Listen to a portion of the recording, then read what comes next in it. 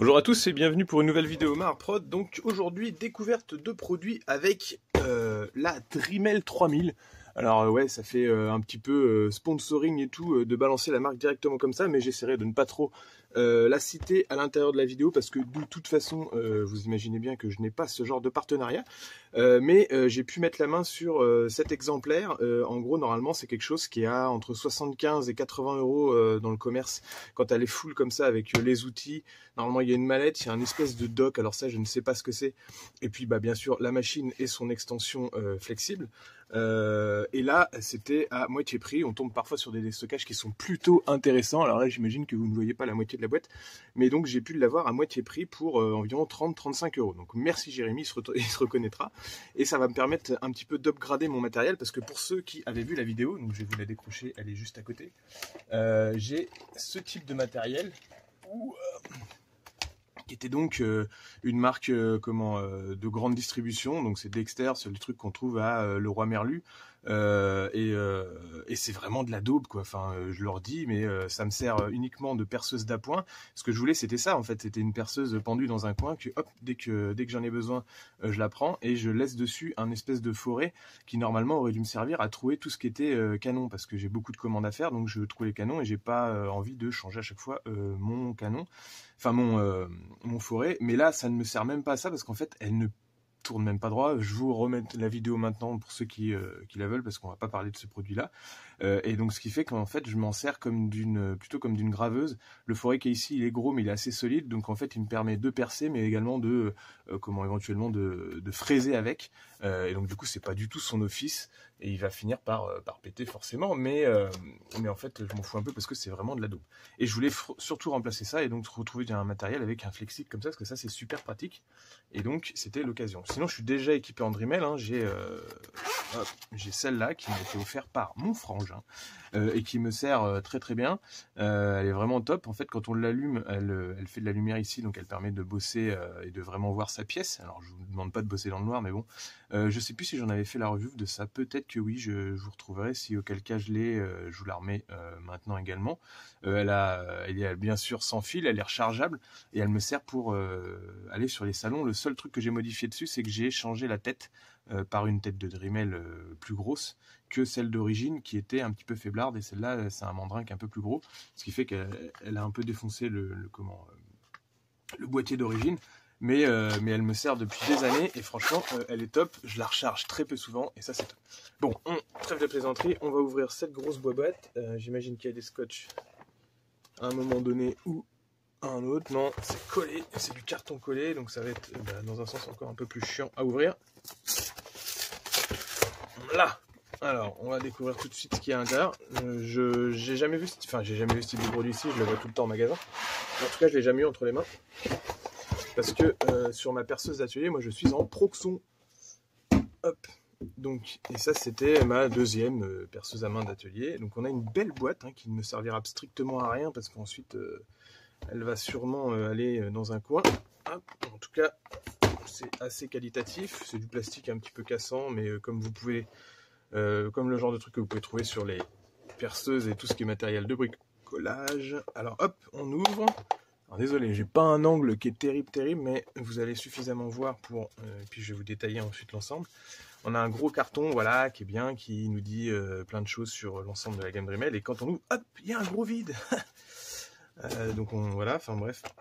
On peut rajouter du matériel là-dedans. Au niveau de transport, remarque, c'est pas mal parce que ça fait une petite desserte comme ça à emmener. Alors je vais vous le mettre dans le sens. Donc quand on l'ouvre, j'ai le couvercle vers moi.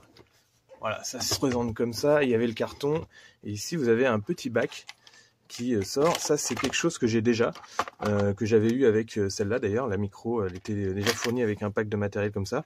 Bon, c'est toujours bien d'en avoir en plus, j'en achète régulièrement pour remplacer ceux qui sont un peu brisés. Vous avez donc des petits inserts comme ça à enfiler sur ce type de truc là. Ça permet de poncer, par exemple pour faire des tours de socle, ça c'est top. Vous avez des disques à tronçonner, des disques à meuler. Donc les disques à tronçonner, ils sont avec le système EZ Speed Click là, qui est spécial à Dremel, mais qui a ensuite été reproduit par plusieurs marques. Ou d'ailleurs, enfin c'est peut-être Dremel qui a copié, j'en sais rien, je suis pas Et donc ça se présente comme ça, en fait, c'est un truc que vous laissez emmancher toujours sur votre Dremel. Et puis vous avez juste à sortir ce petit truc là. Je sais pas si vous voyez bien à la caméra.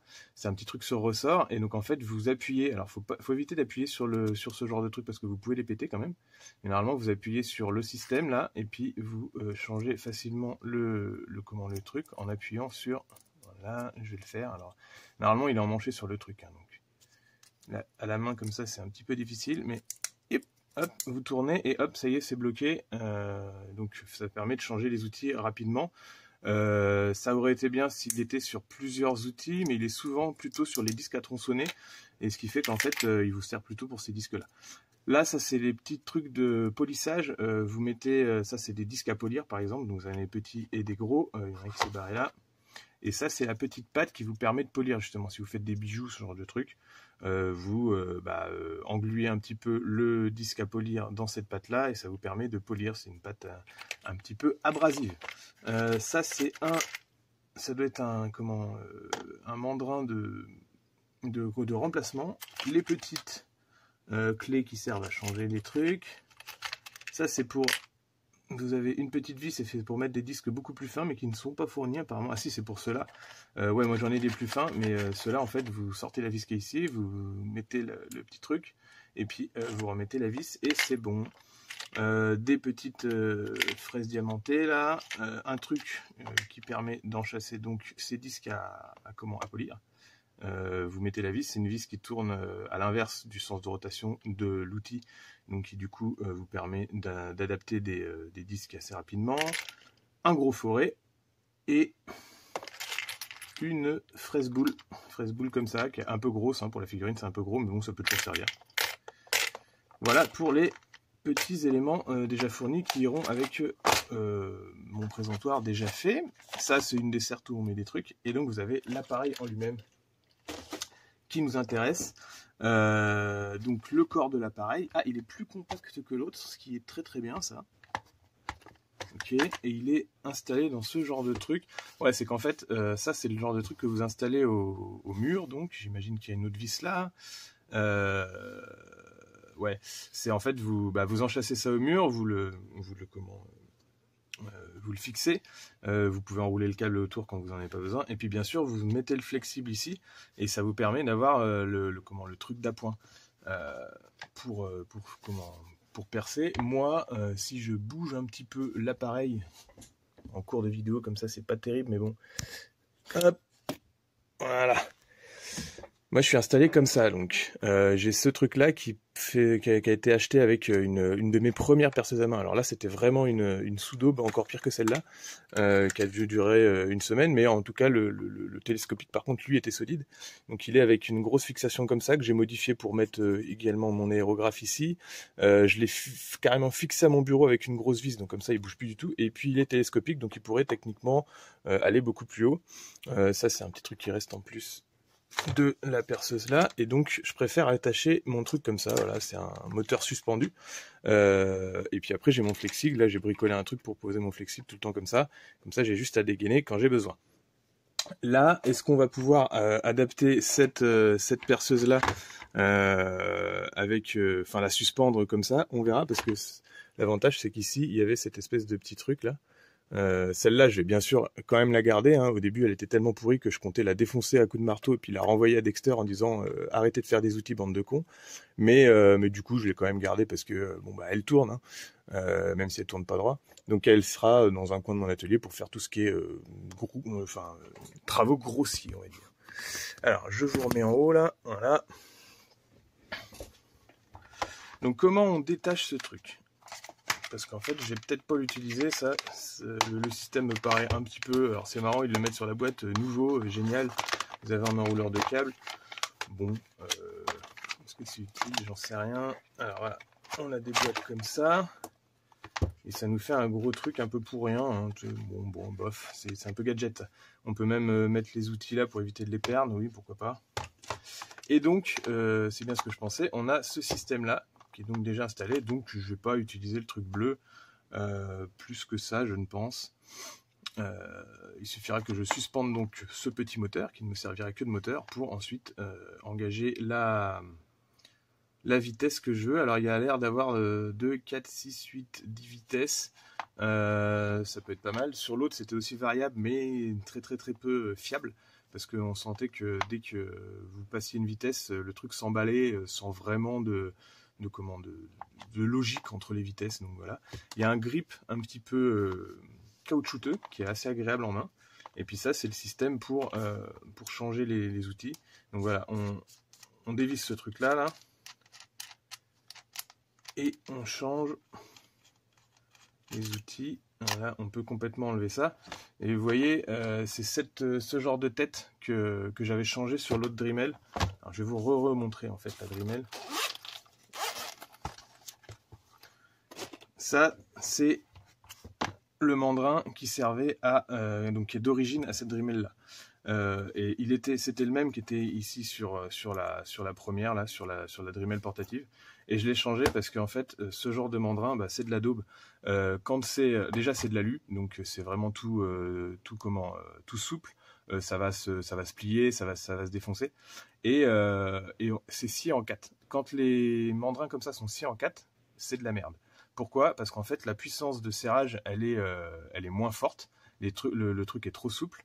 Et en fait, c'est des impératifs de production. Là, vous avez besoin de donner un coup de lame comme ça, un coup de lame comme ça, et hop, c'est fini. Privilégiez plutôt les mandrins de serrage qui sont... Alors là, vous voyez, j'ai la tête qui peut partir complètement. Attendez. On va sortir ce qui nous intéresse. Ouais, déjà, quand j'appuie dessus, je sens que... Vous voyez comment c'est souple? C'est vraiment de la daube. Donc en fait, il faudra... par contre, Dremel a prévu le truc. Ça, c'est, on va dire, le truc qui est prévu en entrée de gamme. Alors, on va changer... Voilà. Ah, je sais plus si je peux le sortir. Mais en gros, je sais pas si vous voyez là, celui-là, il a 3 lobes. C'est-à-dire qu'il est scié comme ça, comme ça, comme ça. Ce qui est beaucoup plus dur en termes de production et qui fait quelque chose de beaucoup plus solide. Donc ça, ils le vendent indépendamment. Et je vous conseille de changer les têtes de vos Dremel par ce genre de mandrin. Parce que c'est beaucoup plus solide. Alors là, il faudra que je le resserre un petit peu. Mais hop, il suffit de l'adapter sur le truc. Le pas de vis, c'est le même. Donc je vous conseille de changer ça. Là, il faudra que j'en rachète un autre pour changer au niveau de celui-là. Quoique j'en aurais peut-être pas besoin parce qu'au final, je vais servir plutôt du flexible.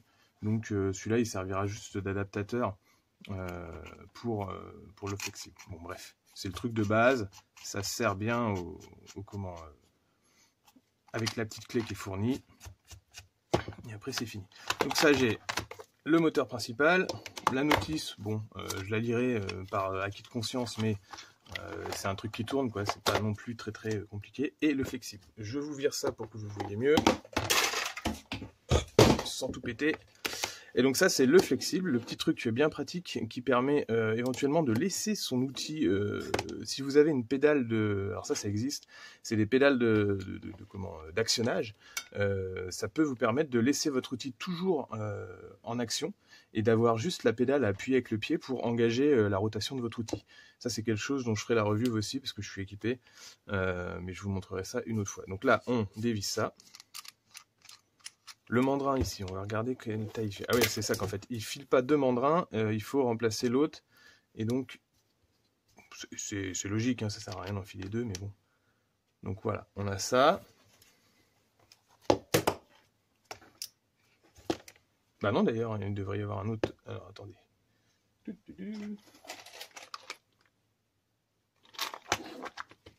Exactement. Voilà.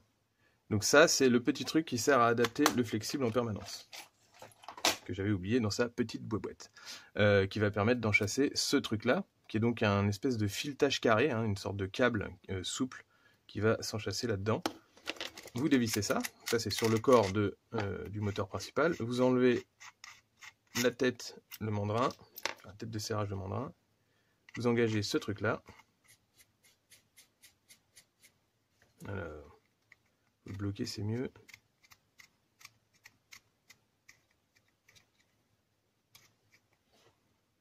On engage. Il faut enlever ça parce que ça va être remplacé par ce truc-là. Voilà. Alors, on va l'engager à fond quand même.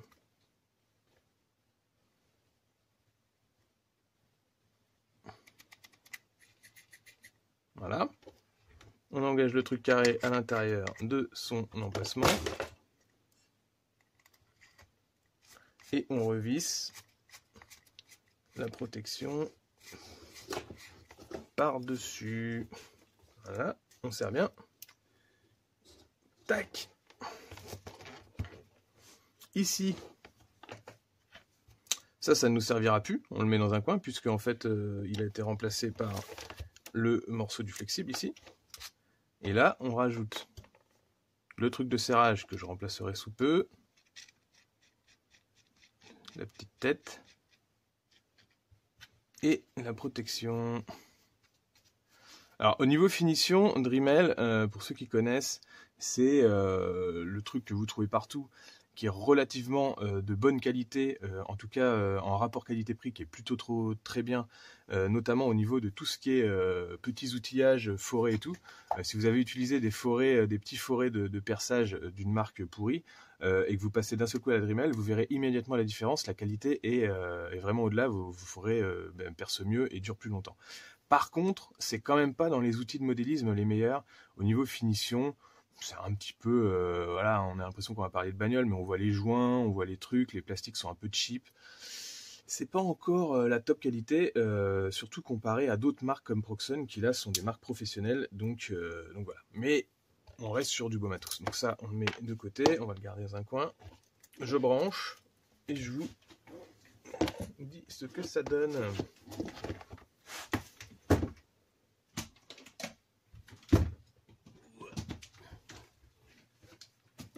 Voilà, alors, tout est en train de se casser la gueule autour de moi. Comment ça tourne? À la première vitesse, on sent que c'est doux, comme... Alors, par contre, vous voyez, elle s'emballe un petit peu aussi. Mais c'est quand même beaucoup plus qualitatif que l'ancienne. Si j'accélère.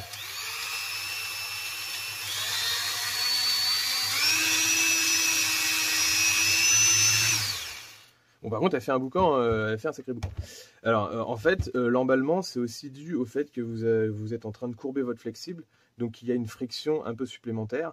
Donc, il ne faut pas hésiter à éloigner le moteur rotatif un petit peu plus loin pour que votre flexible il soit assez tendu, en fait. Si vous gardez un flexible qui est tordu dans tous les sens, forcément, la friction sera importante et ça va faire emballer la vitesse. L'autre, par contre, on sentait que c'était le moteur tout seul qui s'emballait sans que ce soit une question de flexible. Et donc là, on a ça. Alors ça, je sais pas trop à quoi ça sert. Si c'est pour désengager le truc. Ou alors... Non. Alors et ça, c'est pour bloquer le mandrin. Et une fois que vous avez votre outil qui est mis en place, hop, donc on peut essayer avec un genre de truc. On va essayer avec un petit forêt classique là.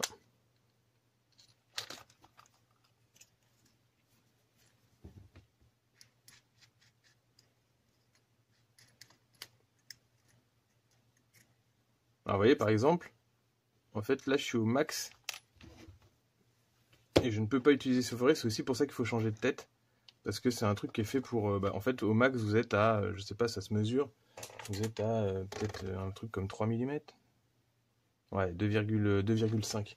Ce qui est énorme en fait, parce que vous pouvez utiliser que des trucs de 2,5. Donc bon, on va prendre celui-là d'ailleurs.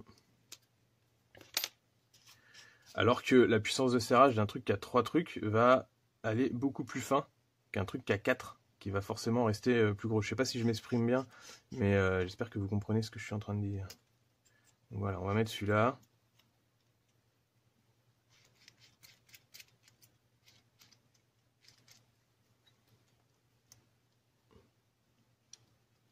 Alors sur du modélisme, vous n'êtes pas obligé de serrer tout le temps avec la clé, hein. On est souvent sur des matériaux qui sont quand même assez souples. On travaille aujourd'hui beaucoup plus le plastique que ce qu'on travaillait avant, genre les métaux et tout. Donc ça peut se faire avec un serrage à la main.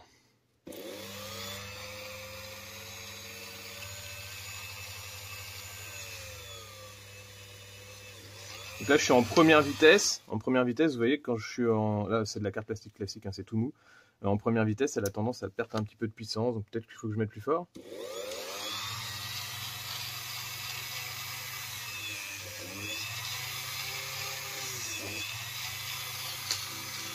En tout cas,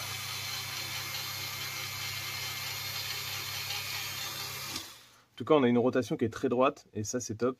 Dans l'autre, on avait une rotation qui faisait ça là parce que c'est pas bien engagé, c'est du mauvais matériel et tout. Donc voilà pour cette petite review. Ça finit un peu abruptement parce qu'on ne peut pas parler non plus d'une perceuse aussi simple pendant des heures. Et je voudrais pas que la vidéo soit trop longue. N'hésitez pas à me dire en commentaire si ce genre de découverte vous plaît. En tout cas, ça fait un petit upgrade pour mon matériel d'atelier qui sera plaisant à utiliser comparé à l'ancienne grosse dôme qui va aller dans un coin de l'atelier aussi, hein, je vais la garder dans un coin, mais clairement, ça va être mieux d'utiliser ça. À bientôt à tous pour d'autres découvertes modélisme, matériel et projets figurines. Merci de me suivre, n'hésitez pas à me lâcher le petit pouce bleu et à bientôt à tous.